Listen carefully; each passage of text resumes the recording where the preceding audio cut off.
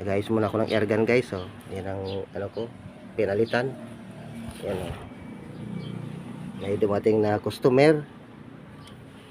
Tatlo siya guys. Ito yung isa. Pinalalagyan ng hammer. Yan oh. Wala siyang hammer. Yan. Saka wala na siya guys laman. Yan oh. Palalagyan ng mga laman yan guys. Yan. Yan ang gagawin ko guys. Tatlo siya guys. So, yan pa yung isa. Oh, wala din laman. Palalagyan daw niyan ng laman para magamit daw ng may-ari.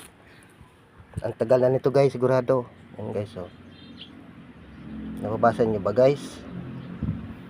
Tagal na itong scopetilya na to. Yan oh. Wala nang laman. Guys oh. Sasagaan ko naman siya ayusin guys. Kasi yung iba nag-aayos eh.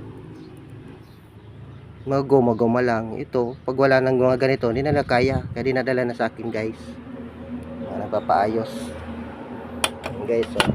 Bali dalawa. Wala nang laman guys oh. Wala na rin yung firing pin guys. You know. Haba